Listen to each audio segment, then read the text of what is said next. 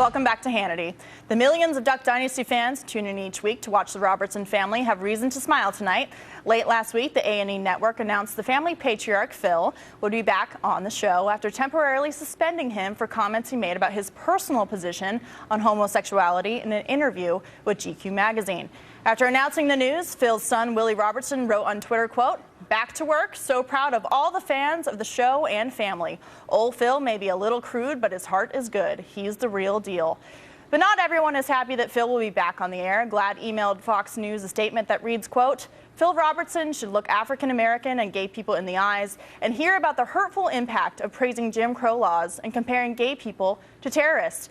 If dialogue with Phil is not part of the next steps, then A&E has chosen profits over African American and gay people, especially its employees and viewers."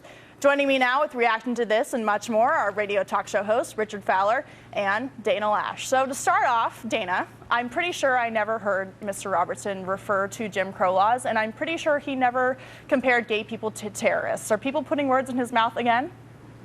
No, Katie, absolutely. I don't know where anyone is getting this Jim Crow anything, because if they read the same interview that I read and the same interview that you read in GQ magazine, he didn't mention any of that. If anything, he was getting at identity politics, which the left loves to use instead of talking about issues of substance. That's the only thing that anybody could get out of it, except, of course, the left. This is GLAAD trying to use this as a deflection because they have an expiration date and they overreached. They got caught. They've received their biggest backlash that they've ever received. And I think that maybe they finally learned that that outrage is a poor catalyst for change. It really is. So, Richard, A&E is getting a lot of heat still from GLAAD, and GLAAD wants them to have a dialogue with Phil Robertson. But is there ever going to be a dialogue of tolerance and diversity when it comes to sitting down with Christians and maybe having a little more tolerance for their points of view? Well, listen, I think Phil could say what he wants to say. At the end of the day, I think the folks at A&E and GLAAD and the folks at the NAACP and all the other organizations that spoke out against Phil have the right to say that some of the language is offensive. In the GQ article in particular, he talks about how no African American came up to him and said that Jim Crow was a bad thing during the Jim Crow era. He never said Jim. No, he definitely said during the Jim Crow era, African Americans were doing pretty well. That's exactly what the quote said. That is not what he said. Nope, that is not what he said. Did you read the same interview that we read? Listen, Dana, where in the interview did he say Jim Crow? We could sit here all day. We can't sit here all day. If you don't want to talk about the facts, then what's the point of having a discussion? I'm trying to talk about the facts, Dana, and the facts are we can sit here all day and folks can defend him on a false quote. Where did he say Jim Crow, Phil Robertson if they would like. Where did he say Jim Crow? He said it in the GQ article. Richard, it's in the technical article. Here's the thing. You can talk about this all day, whether you think it was a bad thing or not to say, but you cannot put words in his mouth, and you cannot quote him as saying something he did not say. Dana, going back to you real quickly, this seems like, we talk about the culture battle, the culture wars. Right. This seems like a culture war that we need to be involved in, and that the Conservative Party actually won. What do you think? Yeah, I mean, I think they absolutely did. And it's not just conservatives. I think it's people who just realize that outrage for outrage's sake is ridiculous. I mean, we've had torches and pitchforks raised, I don't know how many times, just in the past couple of weeks by the left. It's amazing to me that you can simply cite scripture and people are going to be up in arms over it. And I really hope that Christians finally get the message that they outnumber the squeaky wheels who really aren't for equality because they want to suppress any speech that doesn't include complete and total acceptance and submission. I hope that Christians realize when you stick on principle, Dana, you can win. Dana, and when you don't make up quotes like what Richard did, you know. Listen, I'm a Christian just like everybody here else on this panel, and I find don't bear false witness, Richard. No, wait a minute. If you listen to the Bible very clearly, Jesus hung out with the prostitutes, the tax collectors, and all of those individuals. And Jesus is the Jesus of love, never a Jesus of anger. Never a Jesus of anger, and the language that Phil used was hateful language, angry language, and that language can't be tolerated. Okay, let's take a look back at the quoting again.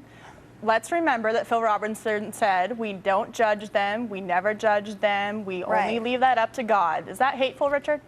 he continues on in the interview to talk about what's the difference of a man with a vagina and a man who doesn't like a vagina. The language is so hateful and so ratchet, I won't even bring it up on television. The term vagina is hateful. As a woman, I find that offensive, No. Wait, whoa.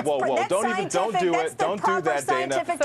Don't go ahead and pick. Copulatory organ. So No, Dana, don't go ahead and pull. I'm not Wait a making minute up now. what you said, Look, Richard. I'm talking about the paragraph in which he talks about men who don't happen to like vaginas. That part is particularly offensive. Okay, so and that is why Brad reacted. some language that the horror. left is the party of, the side of the outrage. Everything's so outrageous, right? Of course, when it comes to anything, it seems like they could never be outraged about anything, right, Dana? Why would they ever be outraged about using crass language that they use all the time?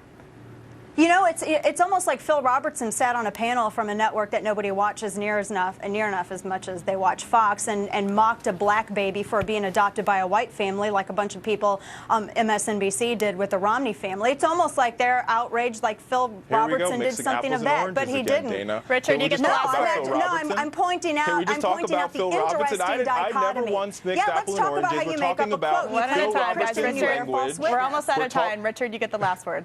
Thank you, Katie. We're talking about Phil Robertson and his hateful language. The reason why African Americans are offended and the reason why GLAAD is offended and the LGBT folks are offended is because after he made this hateful language, A&E made the decision for capitalist gain to keep him on. A&E could do whatever they would like. They can keep him on the air or they can't keep him on the air. They've chosen to keep him on the air, so when they don't have African American viewers and they don't have LGBTQ folks the bottom viewers, line is the people who are protesting wanting him to be off the show weren't watching Duck Dynasty before and they're not watching it now. Richard, Dana, thank you so much for being here.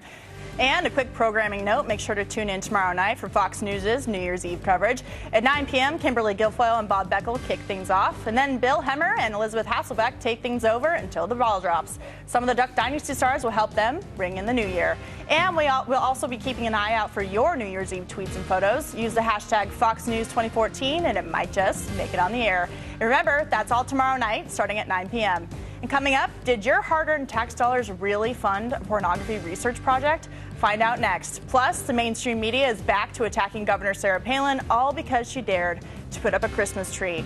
Our Great American Panel tackles these topics and more right after the break.